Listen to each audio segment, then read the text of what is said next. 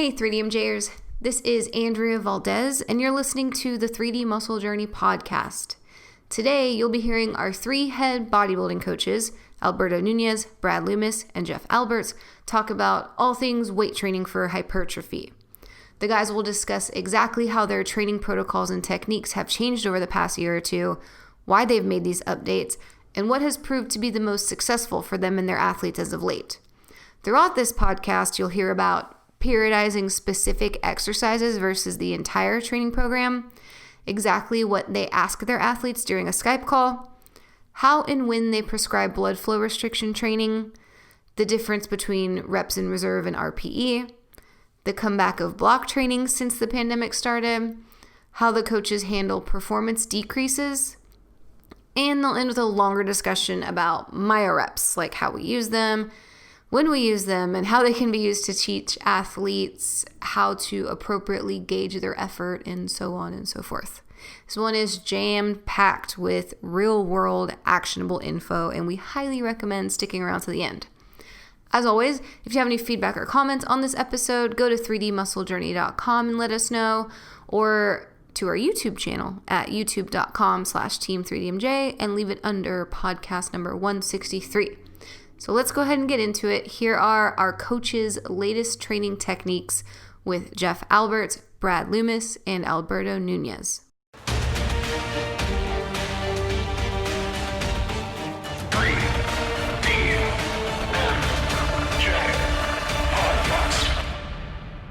Let's ask you guys something. What's new, different, and exciting? What's something that you guys have been, as Berto would put, using as the flavor of the month for your training? Because I have my ideas, but I kind of want to hear what you guys have, in store for us.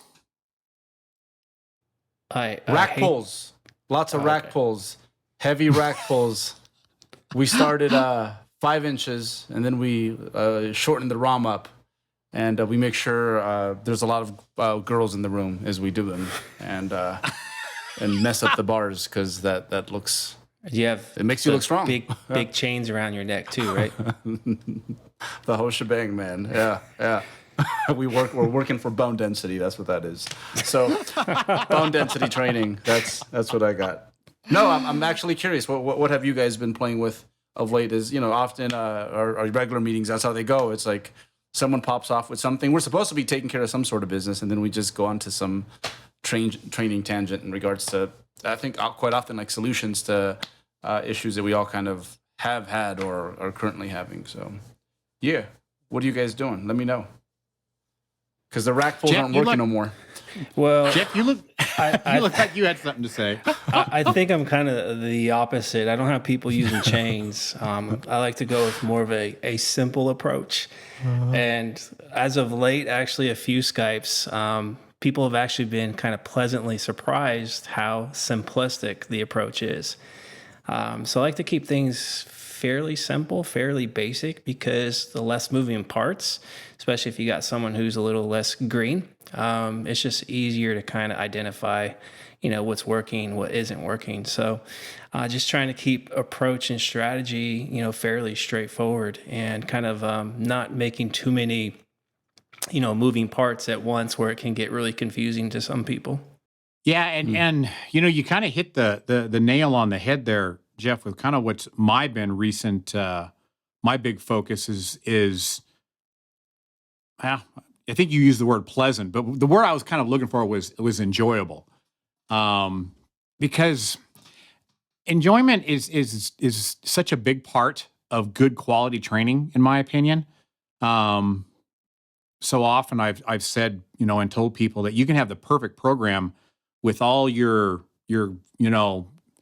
undulations in correct spots and your MRVs maxed out and your little acronyms just perfectly placed. But if you don't like the program and you're just going through it kind of begrudgingly, going through the motions, it's not going to be a very good program, and it's not going to benefit you much.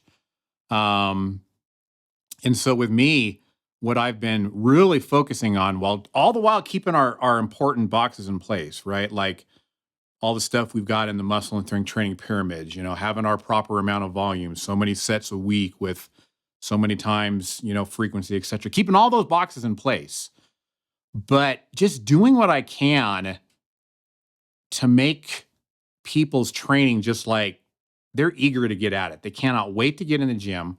When they're in the gym, they're digging every rep, focused, and just every session it can't be every session, right?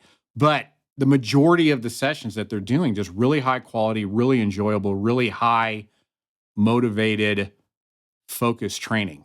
And at least from what I've kind of seen initially, anecdotally, I'm kind of thinking, man, this could be like kind of that next thing that if we can quantify it somehow, that people could really, really benefit from and could really like see progress both in the gym and on their physique.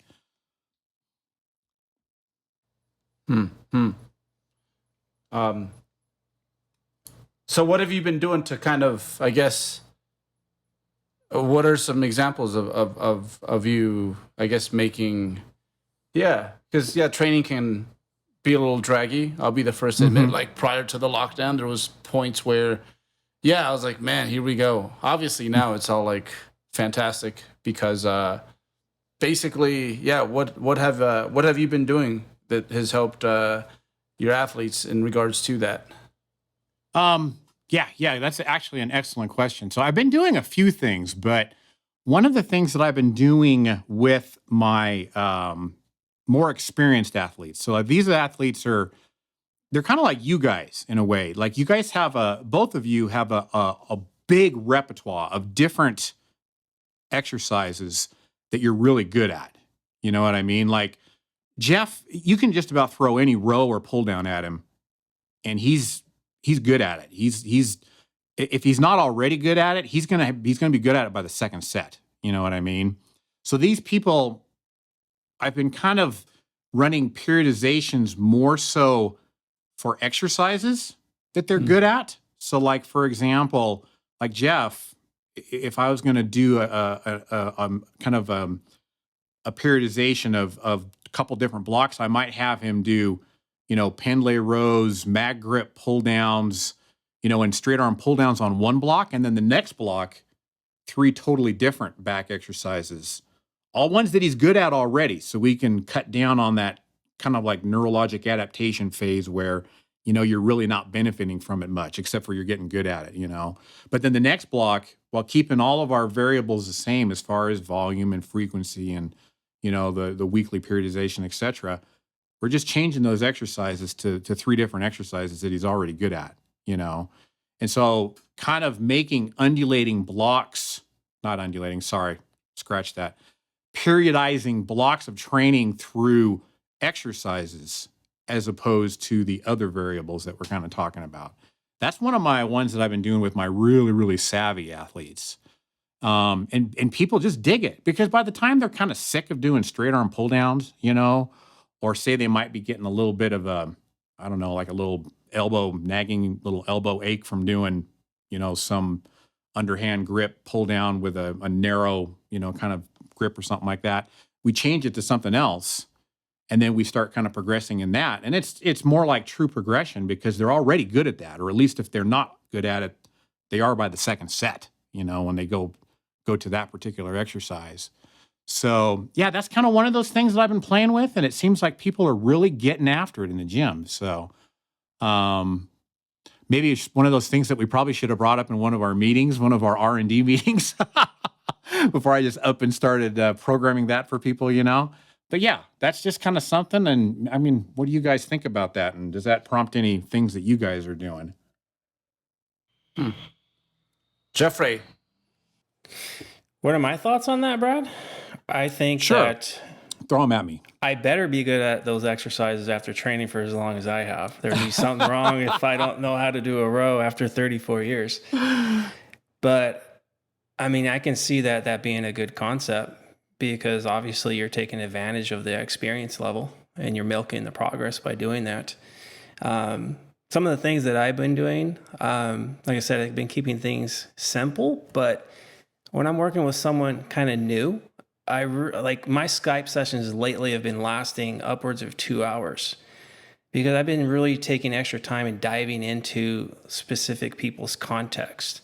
So if I'm talking about like programming with training, like literally it's like sometimes a full hour just trying to basically set up exercise selection, setting up the amount of volume, kind of seeing where they're coming from to where I want to have them go, and taking into effect, whether this person's coming from a gaining phase or a cutting phase or what have you.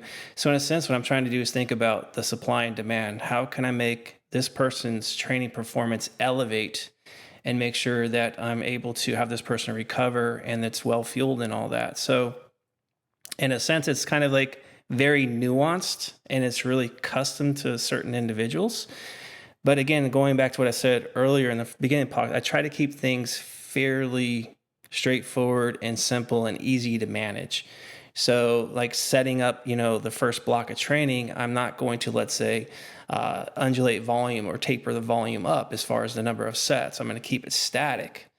So one, I can make sure like I could pay attention to how this person's performing the exercises that we selected. Like you kind of talked about, Brad, I want to make sure that execution's on point and we're maximizing the performance on those movements.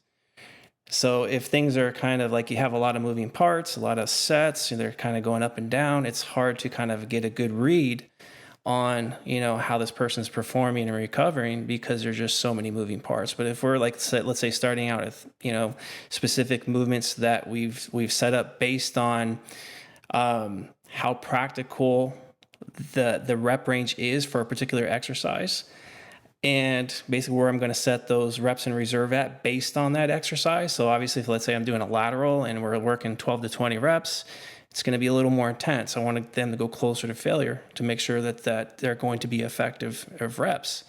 If it's something that's like a squat, let's say it's 6 to 8 reps. Well, I'm going to leave at least 2 reps in reserve, maybe 3, maybe 4. So it's more of a technical lift. I want to keep them safer. So I basically develop the rep range based off of that. Also, as far as what that person enjoys to do. So like if this person comes to me and says, I hate squats, I'm not going to force squats on them. Because like you said, they're going to go in that training session going, oh gosh, I got to squat. So it's probably going to be lackluster performance. Mm-hmm. So they're probably not going to really want to push themselves. So it might make sense, hey, this person likes a leg press, they like a hyperextension, a leg curl. Hey, that's probably going to get the job done a lot better for this person, just from the motivation factor, the enjoyment factor. And then I kind of ask them too, like what in your history, what's been safe and comfortable for you? So again, if all this fits into this person's criteria, or as far as the criteria I'm kind of setting for them, on the exercise selection, I kind of look at mind-muscle connection, good form, safety, comfort, and what they enjoy. If it fits that person, we're gonna run with it. And then it's whether I'm starting with a base of 3 sets or 4 sets. It's just, hey, let's just keep that static across a block, and then focus on performance. And I kind of look at the exercise as well. Like, okay, if we're doing a squat, does it make more sense for this person's situation to actually like focus more on load increases, or does it make more sense for this person to do reps? Maybe it's double progression. Mm-hmm. So that's how I kind of base things off of. I can get a feel for this person's context, what they're working with, aches, pains, et cetera, and then I kind of program based off of that. So I'm trying to program based on this person's context and life situation versus forcing someone to conform to some, pre-prescribed program that I set up ahead of time. Yeah. That's a great point too, because you're absolutely right. Context is so key because like you were saying, somebody that's fairly green in the gym, I would definitely not periodize blocks, like a block A, these exercises, block B, these exercises, because first of all, they're not even good at those exercises. And we know when you're not good at an exercise, you can't really actually make muscular progress from that. You're getting good at it. So you're putting pounds on the bar because you're getting good at it. But yeah, you're right. I wouldn't do that with somebody like that. Unless maybe, I don't know, what do you think, a curl? I mean, is there very much technical pros that needs to happen when you're doing a barbell curl versus a dumbbell curl, Well, I know some people would probably say, no. But me, I'm like more of a stickler. Like I can look at those 2 exercises on the same person and probably find some discrepancies. Like, oh, okay, we can fix that and make it better. Mm-hmm. Yeah.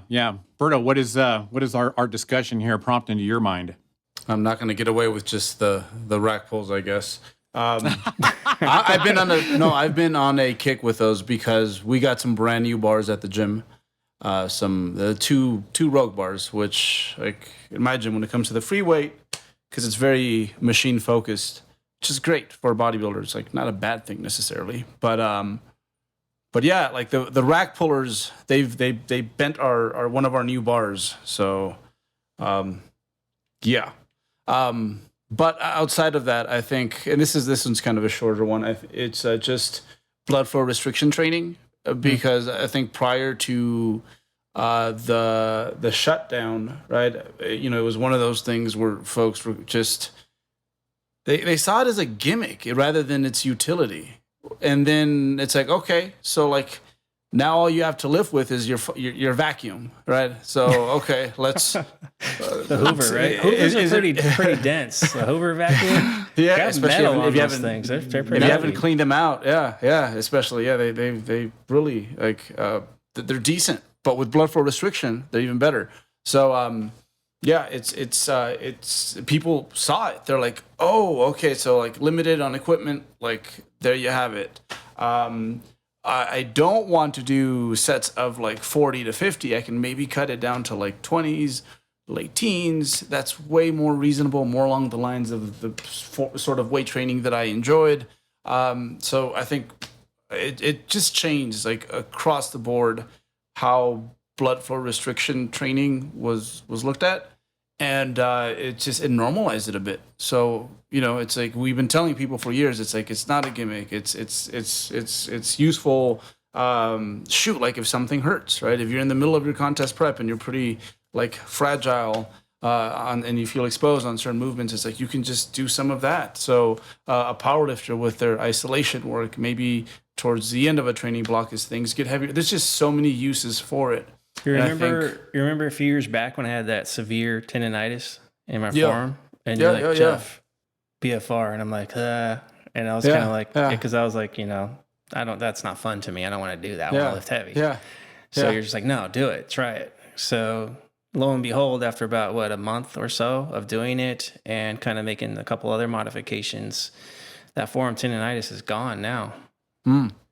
So it was definitely a good useful tool at the time to kind of still have productive training and at the same time allowing me to recover from that repetitive use injury. Yeah, once you try it, it's like you go through it and then you're like, wow, this actually feels like afterwards, like I trained it in a conventional way. Like that's exactly what it feels like.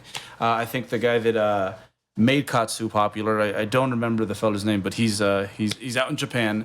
I guess like where it kind of came to him was he was sitting cross-legged for like these long periods of time. And I believe as the story goes, like what got his brain going is like he stood up and he's like, this kind of feels a little similar to what like I feel like after a leg day in some ways. And, you know, it went from there. So yeah, I was kind of the same way too. I thought it was just kind of a Macho Man Randy Savage sort of thing, right? And then I tried it a few times and I'm like, oh wow, I see so much utility in this. So again, people get it now. It's like, okay, it's you don't have to use it. There's nothing special about it, but I think it's pretty close, I think, to an essential skill for a bodybuilder to just like learn. It's almost like bodybuilder first aid. It's like it's there, so when you need it, you know, like it can save your body. When you're pumped up and you got your arms tied off like that, you look like the Ultimate Warrior. Oh yeah. It's another perk. What was the Ultimate Warrior's finishing move? Do you guys remember? I wasn't into wrestling too much. Like I just watched it here and there, so I don't really know. But I'm sure there's someone listening that knows is probably going to comment. Yeah, and say leave it in the comment section. Yes. Yeah, you know because that's a good point. I don't know what the Ultimate Warrior's finishing move was. Right, he would just run back and forth from the. I just know he looked pretty jacked, and I thought it looked pretty cool. That's all I know. Oh yeah, he was jacked. Yeah. No doubt about it. Yeah, nobody ever knew what the heck he was talking about, but he always looked good saying whatever it was he was saying. Yeah, him and Ravishing Rick Rude had, I think, the best physiques in that era of wrestling, because like the guys used to. Yeah, they used to look like plumbers. No offense to the plumbers. There's probably some jack plumbers out there, but you know, like they changed the game. So yeah, I think BFR has been one. Where I was actually trying to get to, and I was going to make that a short segment. It was going to be the almost, I guess, now extinct block training. Because for the longest time, like, it's like, oh, if you do block training, it's like you're going to lose this adaptation and that adaptation. But when it comes to like hypertrophy, it's like, yo, like that's why we see bodybuilders that do the max OT and they literally do like 4 to 8 reps. And back in the day, those guys got pretty jacked, And then you see guys like Marshall Johnson. Like if you see Marshall Johnson lifting, like he's like somewhere in the 15 to 25 rep range all the time. So there's guys that almost exclusive, and you almost see this, like people tend to kind of stick to just a sweet spot when it comes to their training. There's some bodybuilders that are like, I refuse to go below 7 reps or whatever. So with the block training, the reason it's worked well is because the way it's worked out is, hey, I have my more meat and potatoes standard training, kind of moderate rep ranges. And then maybe from there we tie it into like some heavy lifting because, hey, it's fun to get strong. Also, we can get something from that, right? It's gonna just take some time to be a little bit more efficient in that way. And then finally, like after that, what has worked well from a sequence standpoint has just been like some really high rep work to like hit the spot at the end.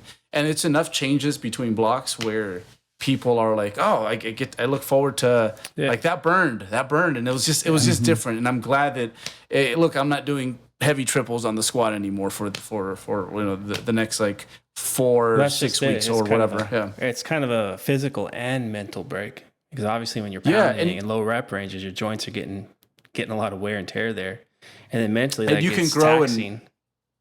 You grow in any rep range. I mean, you might have to modify the exercise a bit. Maybe by the time we get to like the Marshall Johnson rep range, it's like, okay, let's get off. Oh, let's not do as much squatting. Let's do a little bit more work on the leg press. But since I guess it's been kind of liberating since, there's been more and more research in regards to confirming that, hey, guess what? You can grow in just about any rep range. So the block training's come back. Like almost everything works under the right context, which is the cool part about the principles. Yeah, because we're doing the same thing. It's just, I guess it does look very different, like from an outsider's perspective. But as you dive in there, it's like, there's a lot of crossover, a lot of similarities, and like Brad's been doing, it's just like it keeps things fresh for them. I think that's important. Even if you love training, it's like, how do we keep you loving it and making you like love it more and more, right? Yeah, because I think, because we definitely hit on something there is keeping it fresh. And keeping it fresh while keeping it effective, at the same time. Because that's the other thing that I've been really kind of focusing on is not only enjoyment, but not enjoyment just for the sake of enjoyment, not just mixing it up just to mix it up, right? But then also, if something's working, let's make sure, A, that we stick to that, and B, we're milking the most out of it that we possibly can.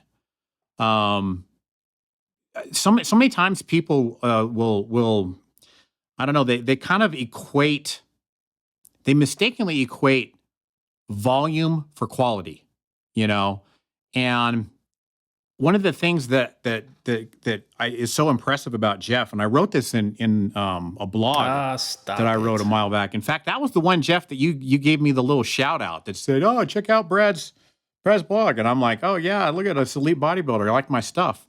But in all seriousness, I don't know that I've seen very many people who make every rep of like, whether it's 8 reps or 15 reps, look as good and as effective as Jeff does, And with that being said, especially like my high rep stuff, I've been using Myo-reps a lot.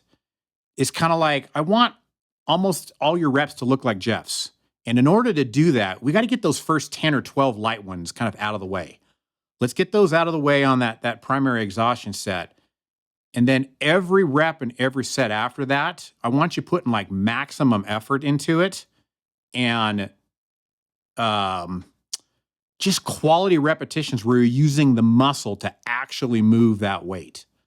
Because that's another thing that I think is kind of one of those untapped things that people need to kind of try to incorporate, is where every repetition is their sole focus. They're not thinking about any of the previous ones, and they're not thinking about the next ones. they're thinking about this rep only, and when that one's done, it's in the books, and now we're moving at the next one.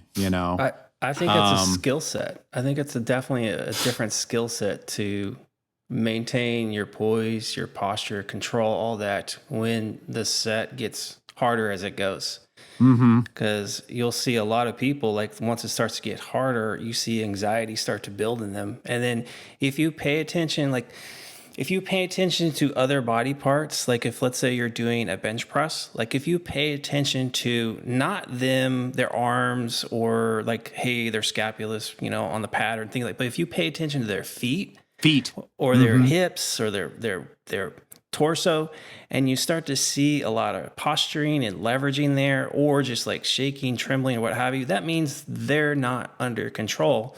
And whether that's just a physical thing, but a lot of times it's just more of a mental thing, like composure. When things get rough, the anxiety heightens and they lose focus. And it's more like, okay, now I'm trying to, you're losing energy, basically, in a sense. You're letting energy leak from that good form outwards to all these other movements that you're doing uncontrollably because you're mentally not there. So a lot of times it's just more about thinking about, okay, just in a sense, calming your mind down while you're in that fight. And that's how I'm able to grind through those last couple of reps where I'm not grunting, screaming, or any of that stuff. I'm like, okay, I'm just going to stay focused. And the way I've kind of learned that hasn't been through looking at other bodybuilders or powerlifters. It's more looking at other sports.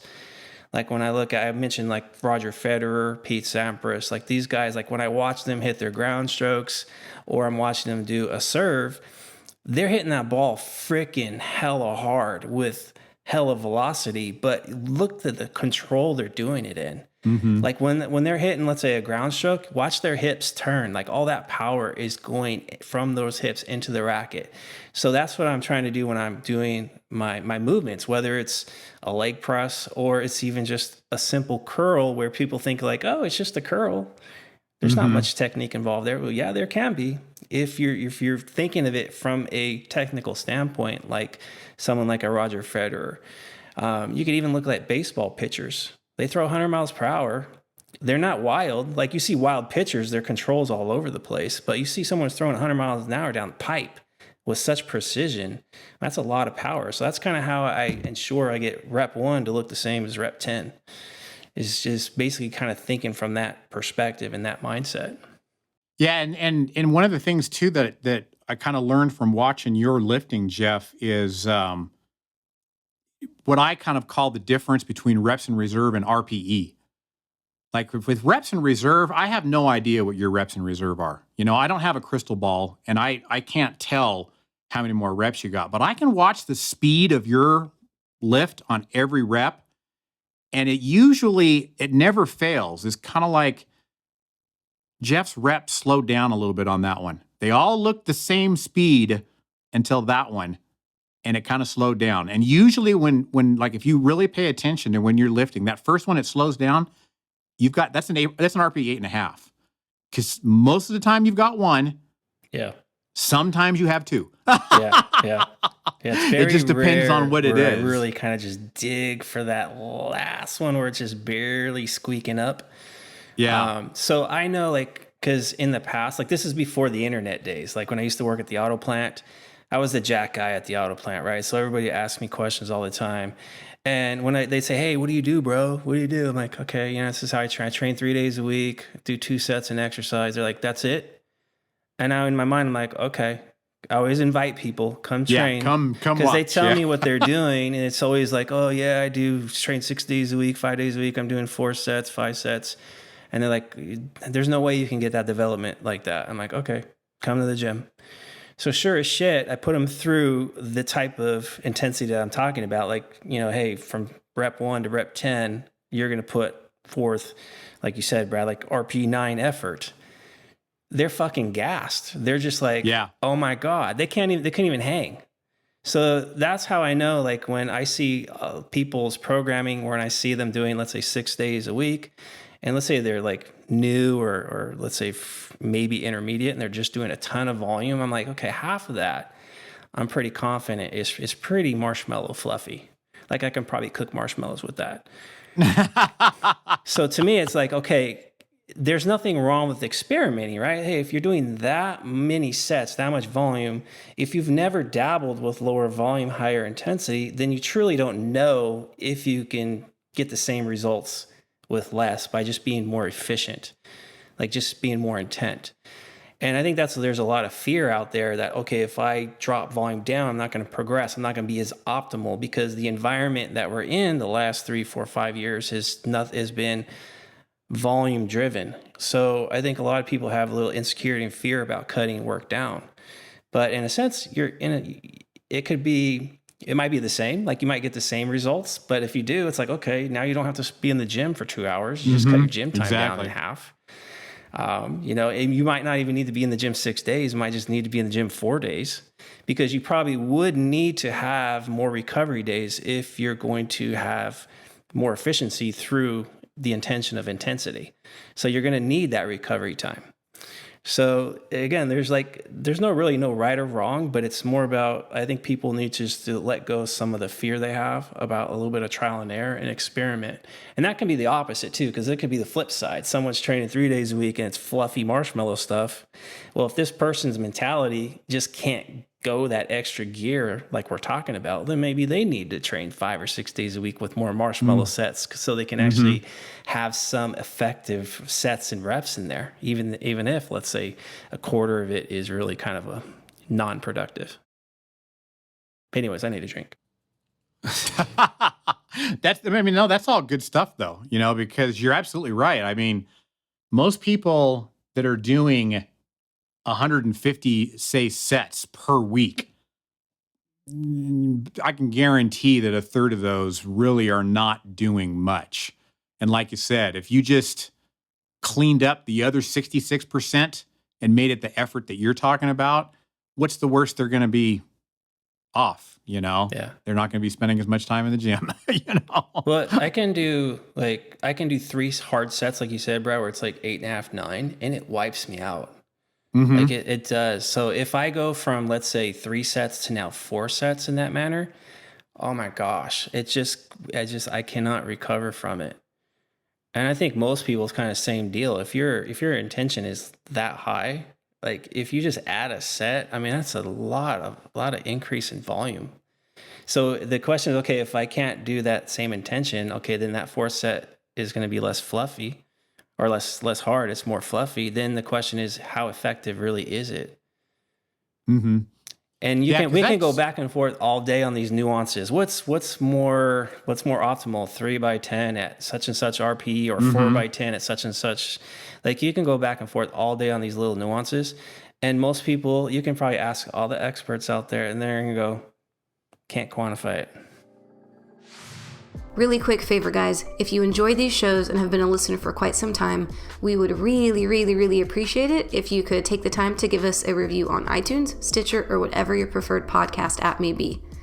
Having lots of ratings and audience feedback makes our show become more visible across multiple platforms, and it supports our mission of helping as many people as we can to be the best athletes, coaches, and lifting enthusiasts that they could possibly be.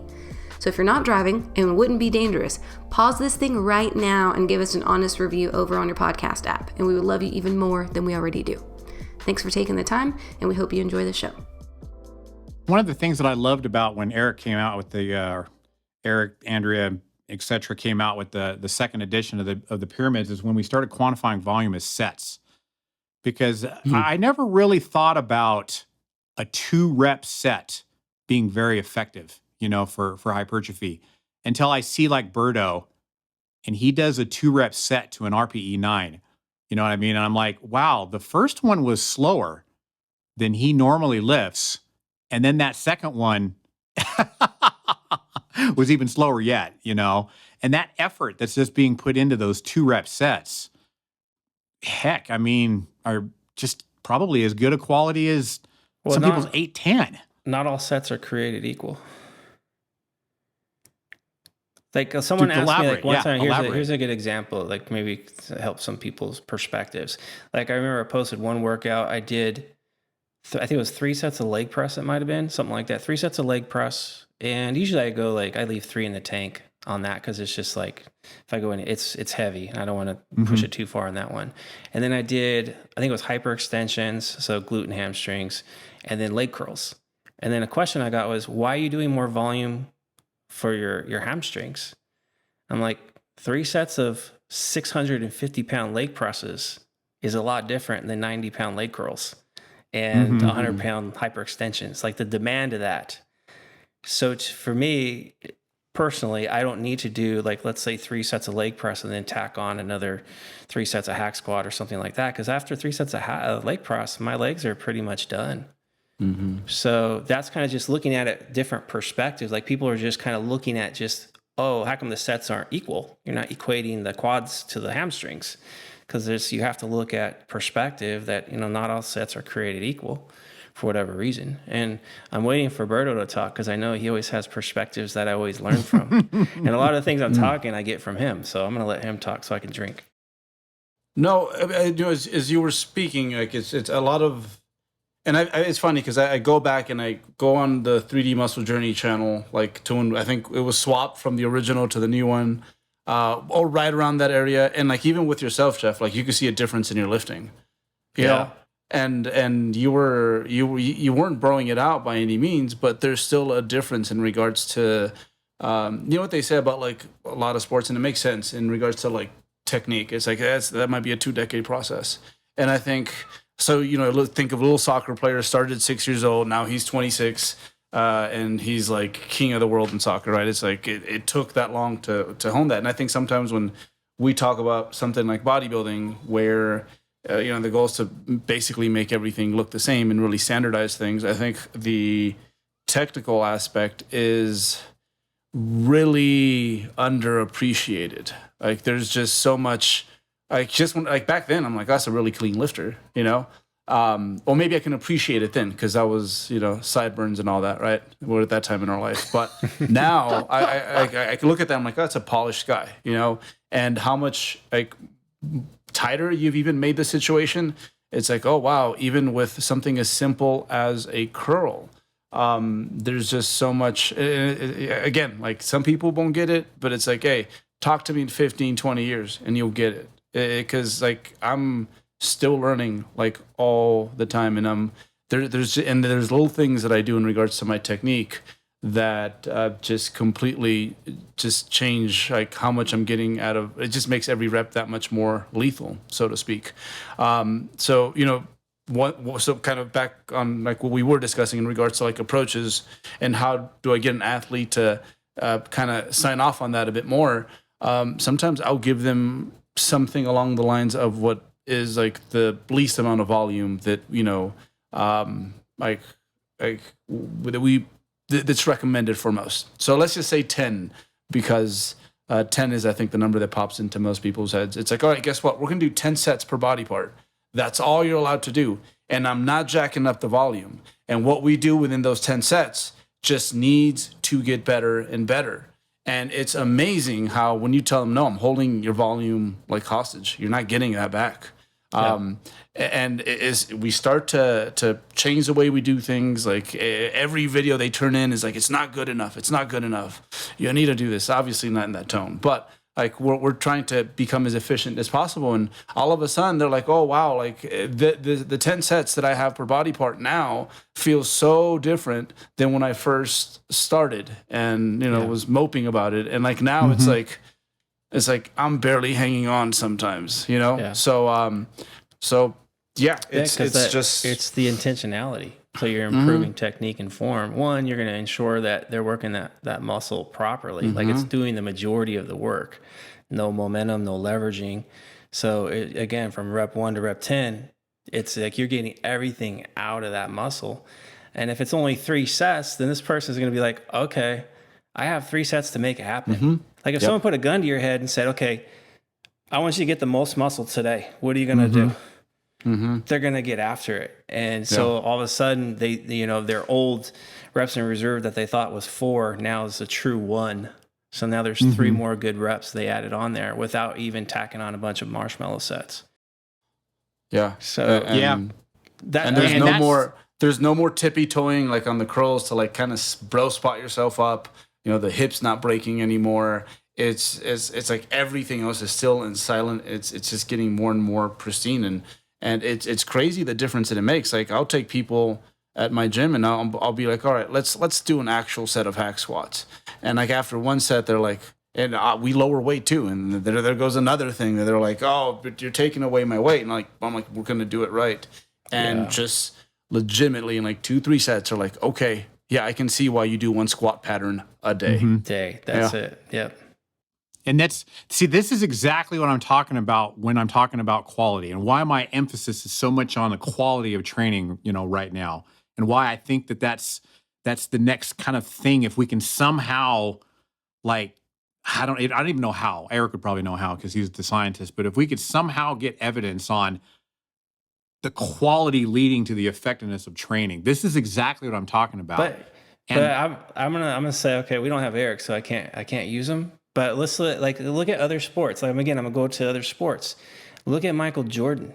Look how technically sound he was, and look at the mindset behind it. That's why he's he's probably the best basketball player ever. You look at Tim Duncan in basketball. Look how perfect his bank shot was. Wasn't like flashy, but it was so technically sound. Like he could shoot that shot anywhere he wanted. Yeah. And it would go in. And because it was everything is there, the fundamentals, and it's the mindset too, that their work ethic, their drive. That's the reason why they got championships. They called Duncan the big fundamental. Like that was that was his nickname. Yeah. Yeah. And Tiger Woods was like that when he was in his heyday too. Like his swing was just effortless. And like when he would swing at something hard, it looked the same, but the ball went further. Yeah.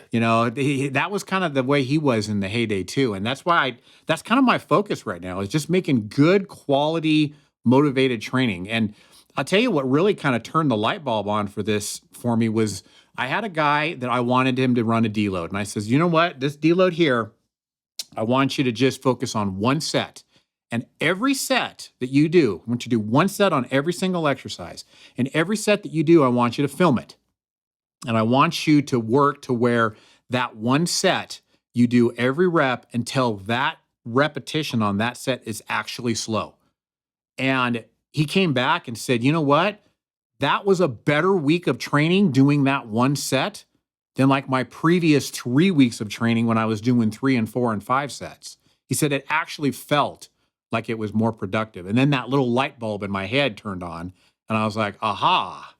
We kind of talk about like, hey, we're gonna get you away from tracking. We want you to start listening to more of your internal cues, hunger, and all that kind of stuff.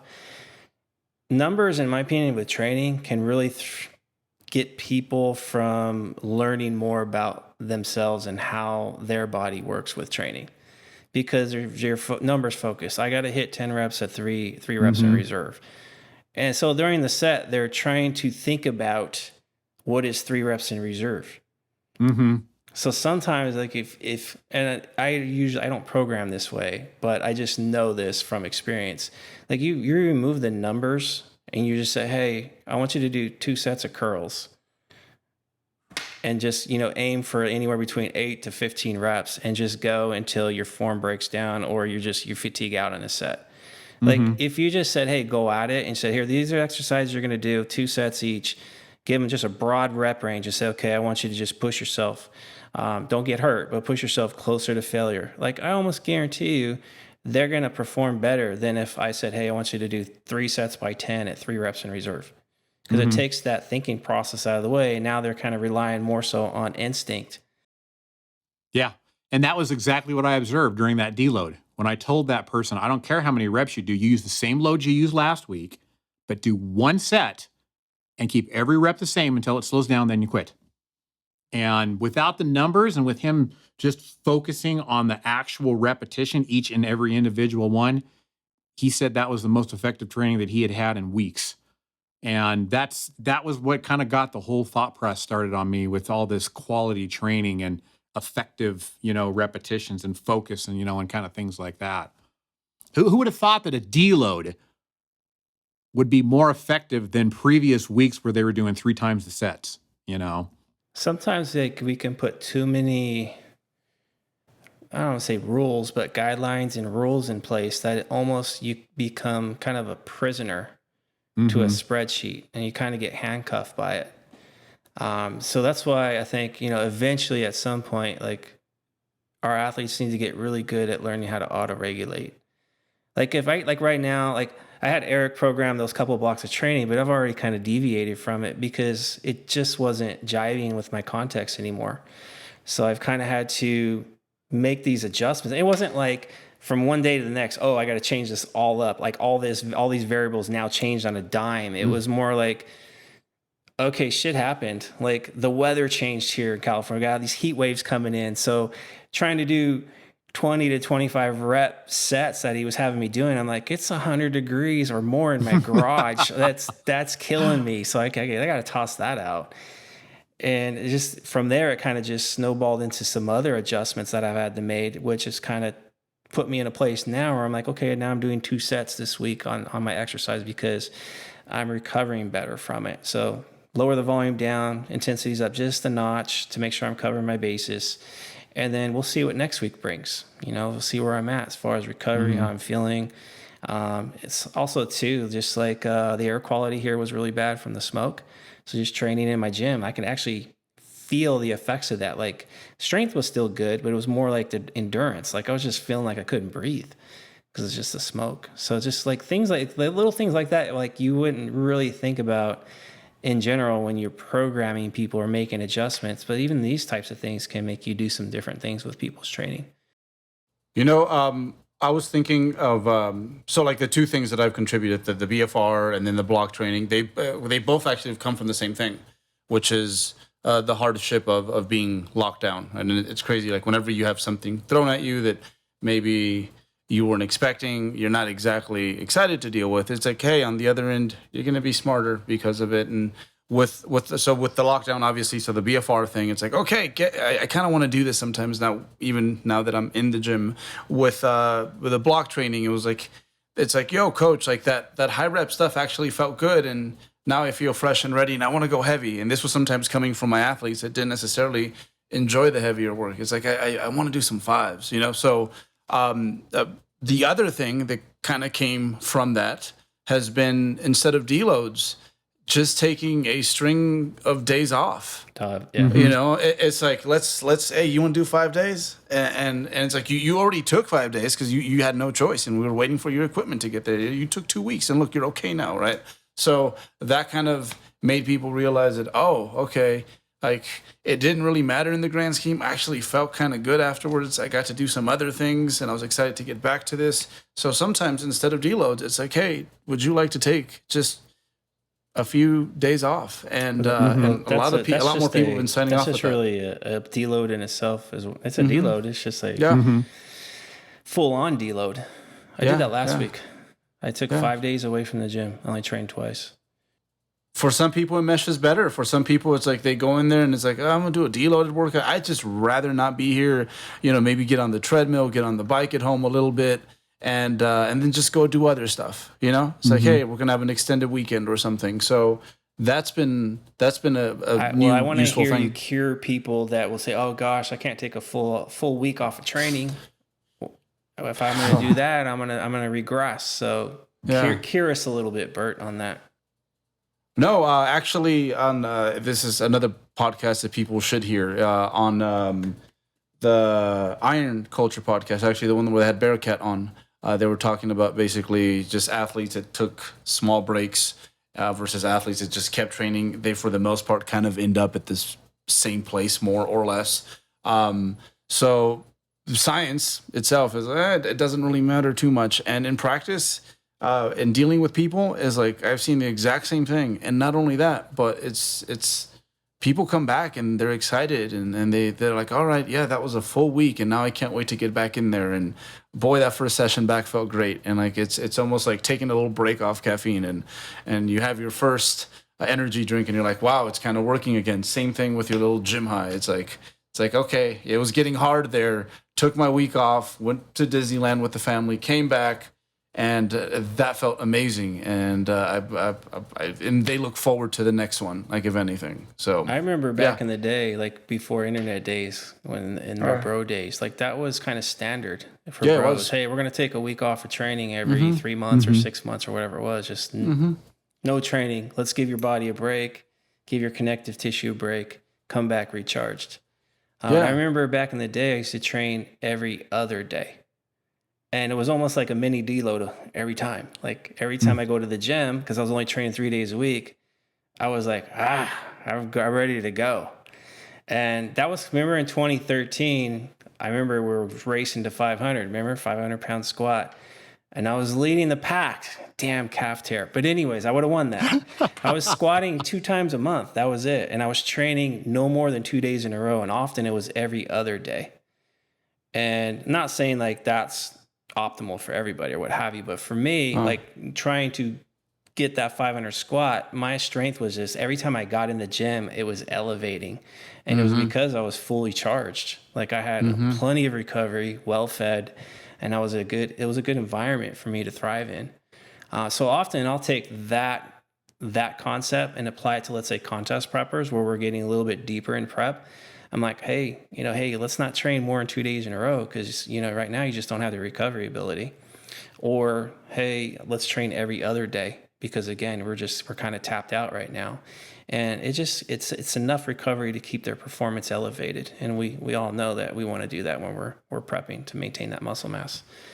So that's something that I do think about from a training perspective in general, is just how to balance out that supply and demand that I always talk about. So trying to pay attention to performance, because once you start to see performance top out or starting to decline, what's the reasons for that? Most of the times it's fatigue. So then the question is, okay, fatigue, if we're not able to elevate performance, does that automatically mean we should be increasing volume because we're no longer able to increase performance? And my thought is always, let's bring the fatigue down first. Let's actually temporarily pause everything, deload or what have you, to bring the overall fatigue down, get that supply to come back up, then basically keep everything the way it was and go again, because you might be able to elevate even more so. So if you're elevating performance more, you're still going to increase your volume without jacking up the number of sets, which would drastically increase volume. If you're performing well and you're not, let me rephrase that. If you're not performing well and you're not fatigued out, you still have plenty of energy, then that might be a good time to, strike while the iron's hot. Okay, I can't perform too well, it's stagnated, but I still feel good. Hey, let's add a set in there. So that's kind of how I think about supply and demand. Like, okay, where am I going to be able to keep performance up and still allow for good recovery? It's funny you mentioned the week off. Going back to that thing, like it was just typical. Everyone did it. It's like has anyone seen The Ultimate Warrior? It's like, oh, he's probably taking a week off. Like everyone, if you didn't see a friend for a whole week, you knew he was taking his week off. That's what happened. I probably missed that part, but it's crazy how things just kind of come in cycles, and it's like I think as a physique athlete, deload's not a bad idea. I think physique athletes can benefit from it, but honestly, like taking time off, I think it works just as well if I guess strength is not your primary focus, and like it doesn't hurt just to like not squat with a barbell like for a week or more. So it's just crazy how things come back, and there's just certain things where it's like the bros were kind of right in regards to this and that, because we didn't have as good of information out there, and you kind of just had to pay. No, you didn't have your phone at the gym either, so you have to pay attention to your body, like really go by the feedback that it was giving you and be honest with that. And I guess in a way that really just helped you grow in different ways. Not that, that it's a bad thing that there's so much information today, but sometimes it just kind of gets people stuck, especially the overly analytical crowd. So. Yeah. And it was, one thing on that, I don't think that it needs to be totally opposite ends of the spectrum, though, either. I think sometimes you can take the two and blend them together. Yeah. Because the week off, I remember that was like a staple principle in the max OT, the maximum overload training principle. You trained for 8 weeks and then you took a week off. And then you trained for 8 weeks and you took a week off. That was like one of the principles. And the reason that I liked doing deloads better is because the thing that always stunk after the week off was the first week back, you were always sore, you know, and that always kind of like, it kind of inhibited a little bit of the quality of my training, you know, and I never liked having, I mean, it's kind of one of those things where you deal with all the time, but I never liked having sore muscles and trying to get the most out of my set. But funny story, when I kind of blended the two worlds together, back in March when we had that big snowstorm, right when they started the lockdown, I remember I took my last week of my block. It fell right on the week when we had a big snowstorm, and so I was shoveling tons of snow.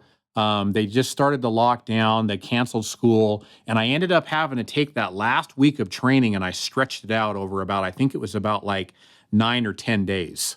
Because I had sore elbows and I couldn't really do stuff. And so I had to take like 2 or maybe even 3 days off. But all I remember was that I went ahead and I thought, well, you know what? Since I took that last week of training and I stretched it out over 9 or 10 days, I'm going to skip the deload, take these next 4 days off, and then just start the next block basically fresh without the deload.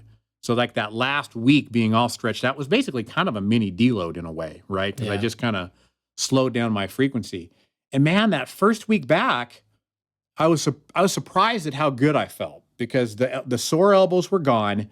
I had that 4 days off and I eased into it. I thought to myself, you know what? All I'm going to do is I'm going to plan to do the same loads and roughly the same reps or at least the same RPE as the first week of the last block. And I actually performed better.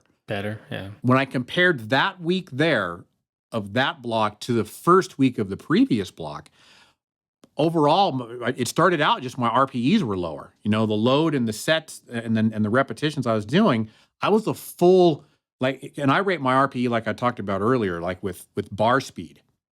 The bar speed didn't feel heavy at the same repetition. You know, I mean, or at least it didn't feel like it slowed down, I should say. So that first week, my performance was actually a little bit better. And I didn't even have to plan for any progressive overload or any added sets or repetitions or anything like that.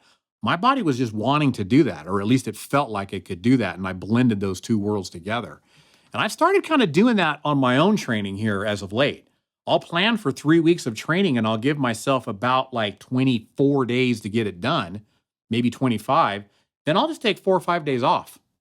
And then I'll start my next block. And the 4 or 5 days is not enough time for me to be sore, you know? You're not getting I just got too done detrained. Yeah, exactly. I just got my last session was a whole body session where I did like deadlifts, presses, overhead presses, pull downs, and an isolation movement. Take 4 days off. I'm not that detrained, you know? And I can get right back into it, usually 4 or 5 different exercises, still whole body, and I'm a little bit fresher. Yeah, because if you're getting sore coming off a deload like the first week, you're just sore the whole week. That's almost in a sense like 2 weeks of non-productive training. That's a lot to miss out on. Yeah. And that kind of swings back around to that quality training that I'm trying to maximize, like in every one of my Skype consultations, my athletes, my, you know, people that are dieted down to fragile, you know, just the bare minimum amounts of body fat on them. I'm trying to do whatever I can to make their training good quality, focused, motivated, enjoyable training, you know? Yeah. So to change subjects, I know all three of us have used Myo-reps through the lockdown because it was such a very useful tool with the limited equipment people have. But are you guys still using it a lot now that people are back in the gym? And if you're using it still, how have you changed how you're using it as far as under the different circumstances now, the different context that we're under with people back in the gym? Go ahead, Bert. I'm still using mine, but I'll let Bert go first. Yeah, I'm still using them, and honestly, I think. All right, so for me, it's a lot. The most important thing is just that I save mileage on my joints. I feel healthy, everything's wonderful, but when you see the amount of reps I get to cut down, like when you just go through the totality of a month, it's pretty significant. So I like that bit. And then also I think it just, just instinctively, I've gotten pretty good at just kind of playing ping pong with like the fatigue to stimulus. Because it's like to me, anyways, it's like I just finished my activation set. I do my first my first cluster set because I was this close to failure just not too long ago. It's like when I jump back in there, I kind of have again like a good idea of like where I'm at almost. Like it's because again, if it was a set of 10 at an RPE 8, in my clusters, I don't know, like 3-4 reps, it's just a lot easier for me to gauge a similar RPE because I just did it like literally like a few breaths ago. So for me, being able to just be more on top of that, because for me, it makes a difference. Like if I grind out too many things, oh, do I like zap out? Like I'm not much of a grinder in regards to my lifts. Like it either happens or it doesn't happen. So sometimes there's certain sets that look pretty innocent, but like I know in the back of my mind, I'm like, man, because I took that rep, the next 2 sessions, they cover this area, is going to kind of suck. So yeah, it's almost like, I guess very similar to, not that I agree with everything in Westside Barbell, but I remember there's speed, strength, technique day. It was like 10 sets of 2, 10 sets of 1, and you would take like 30 seconds in between sets. And I think a lot of it was because you had a lot of, I guess, like book learning in a short amount of time. It's like you got your set in, that last squat is still kind of fresh in your mind, and you can kind of like correct that. So for me, from a technical standpoint and from a fatigue standpoint, I just find it very easy to gauge how much I'm wrecking myself when like all the grindy stuff is like in pretty close proximity. So it just, I guess it meshes with like my lizard brain pretty well. How would you like it's obviously more taxing, right, than a straight set. So how do you, as far as like not you, but like with athletes, like where do you kind of fit that into the play? Like what movements would you do it with, not do it with, and so forth? Yeah, so nothing where you're going to be cardiovascularly like challenged for sure, because I mean it's hard enough with like a good set of good 5x5 with squats. Like cardiovascularly, you're dying with straight sets and with your like 3-4 minute rest in between. So I don't use it there. I think a good place to honestly start with athletes if they want to use it. I don't think it's going to be your pressing. I don't think it's going to be your rowing. I think it's going to be just isolation stuff. We start there, and then based off some of the standardized protocols, and we can kind of just adjust things a little bit. I think size of the athlete matters.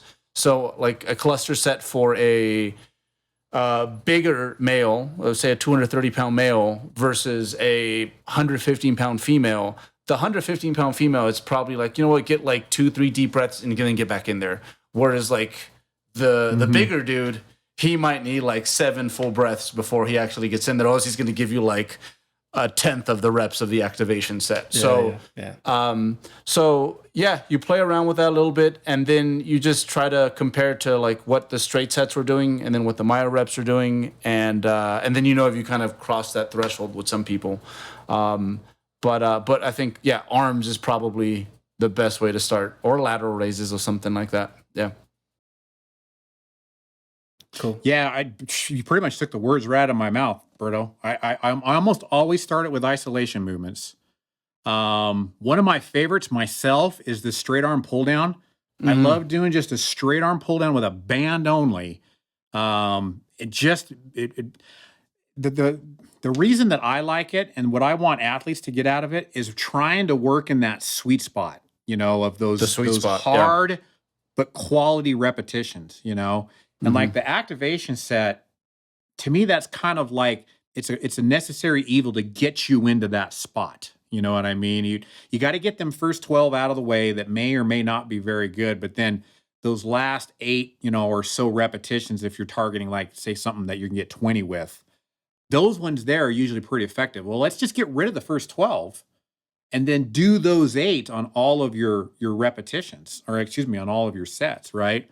But the other thing too is, as much as I like grinding, my body doesn't really seem to recover very good from it as like it used to. Like I used to be able to grind almost everything, you know? Yeah, And I and I remember. and I like grinding, don't get me wrong. But if I'm grinding, you know, 3 The R. Kelly like- song just came into my mind, you know, but yeah. if I'm grinding like 3 heavy compound lifts, you know, like you guys have kind of seen, sometimes I'll have 3 repetitions that are all RPE 9. You know, they're all the same speed, you know. But man, that just will kill me sometimes for like a week. But if I can grind something light in a myo-rep range, not only for more than 3 repetitions, I can do that for like multiple sets, you know, and my body doesn't just get like torn up and just where I can't, like sometimes I can do a myo-rep, like call it a giant set, call it the activation set in 3 or 4 clusters or whatever. But sometimes I can do that for one body part and then turn around and do it again in the same session on another body part. Whereas if I did that on something like a whole body compound lift, I would be done. The rest of the session would just be going through the motions, you know. Yeah, But those myo-rep sets, I can grind for like 3 good sets. And still, I mean, that part's shot. Don't get me wrong. If I'm doing straight arm pull downs, my triceps and my lats, they're done. But I can sit my ass down on a leg extension machine and I can do some myo-reps on my quads now, you know, and still be able to train the next day, you know, and my joints have not like just been absolutely destroyed. Yeah, that's I echo the same thoughts, like isolation movements, arm movements, laterals, maybe calves, maybe hamstrings, like leg curls, but compound lifts, rows, presses, nah, that's a no-go. How many, like, as far as like, would you guys do multiple exercises in a session or kind of keep it to more like 1 or 2 tops? So you don't kind of accrue too much fatigue, like too much carryover into the next session, or just having someone feel pretty wrecked the next day. Berto, you want me to go or you want to go? I would just say that like my sheet is out in the internet land, and like I abuse the crap out of it, but also I don't, because again, like I've played with it for so long that I know how to make it so that it feels or fatigue wise at the end of the week it's going to do me just about the same as had I done straight sets. With straight sets, I'll actually mess up. You've on. acclimated up though, right? And Yes, yeah. And you have a skill set. And you know what? Thinking about it, like we were talking about rep 1 to rep 2 and making those the same, like that's probably a good way to throw somebody in the fire. Like, hey, you're going to learn how to grind, you know, in a hard way. That would be a great tool to practice on with a safe exercise, obviously. To kind of teach people poise when the sets are hard. Like that would be a good teaching tool. It's a lot of exposure in a short amount of time. Yeah. So it's like, okay, for those 2 minutes or however long it is, it's like, it's just hold your shit together for that long. And yeah, I've seen it because I've used it on people like in person at the gym in that way. And that's the one thing I see improve right away is that metric. They're so, because you know, in between the cluster sets, you're still pretty fucked, man. You're like, oh shit, I have to jump back in there. Like I gotta do another one. Yeah. But since you know you're there for a minute, is you just learn to like slow things down, calm down. You're safe, everything's cool. And again, like I mean, you know, RPE like 0 through 5 on a bicep curl, very different than like the last 5, right? And you just get a lot of exposure to that meat and potatoes part. So yeah, it's a great way to become just more proficient when it comes to that. But how about this one, Jeff? How many times has it saved your butt because you have to leave?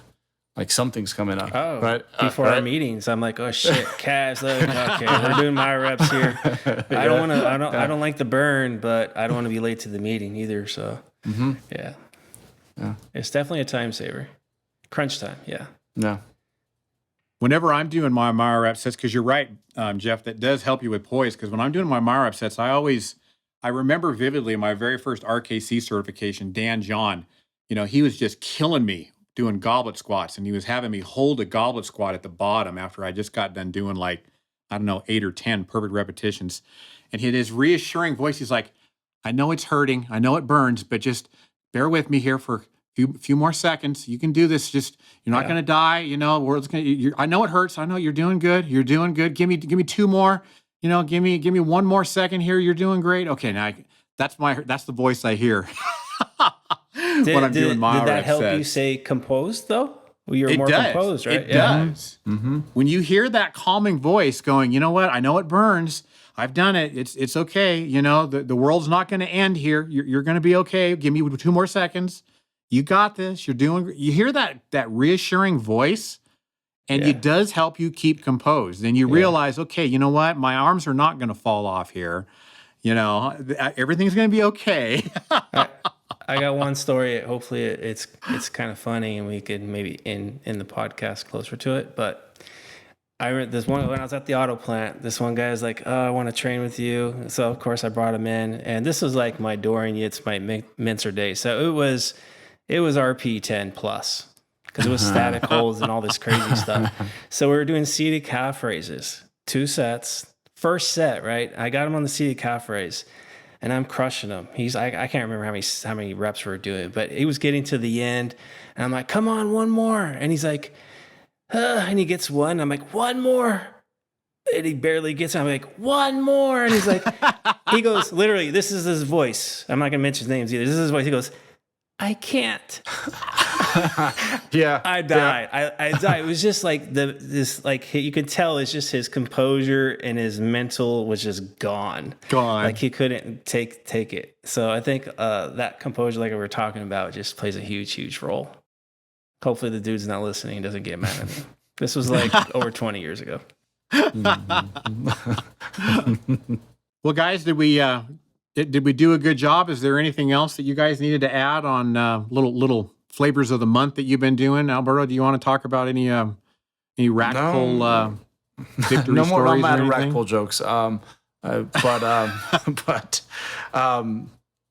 think this was great in regards to it's that fine balance. It's like we're telling people like, yo, focus, work hard, be mindful of fatigue at the same time. So it's a good combo of all the things that I think a good, well-tuned bodybuilder is always kind of like calories, kind of balancing in their head as they're making decisions on the go. Sometimes when you're like RPE 8 or 9, it's like you're thinking about these things, and things do slow down to that point. And if you see Jeff do his thing, like legitimately, like that's what he's thinking about. So yeah. The cool part is like, again, go back just 10 years, see those vids of Jeff, and compare him to now. It's like, man, like you never stop learning, especially when it comes to the application side of this. So yeah, we hope y'all learned a lot. And we hope if you are rack pulling that you stop. So yeah, let's go, guys. What's going on, 3DMJers? Eric Helms here. Thanks for listening to our podcast. I just want to take a second to tell you about MASS, Monthly Applications in Strength Sport. This is a monthly research review that I put out with Greg Nuckols, Dr. Mike Zerdos, and Dr. Eric Trexler, where we cover the most up-to-date, peer-reviewed research in the world of strength and physique sport that's directly relevant to your practice as a coach or an athlete. We provide our reviews in written format, but also, since you enjoy our podcast, in audio roundtable reviews where we discuss the research in depth. Finally, we also do video concept reviews where we cover a broader topic in video format for your learning. For fitness professionals, you can take quizzes on MASS content and earn continuing education credits for most of the biggest certifying bodies in the fitness industry. If you want to sign up and get a subscription, head over to 3dmusclejourney.com and click on the products tab. Thanks for your time, and thanks for listening.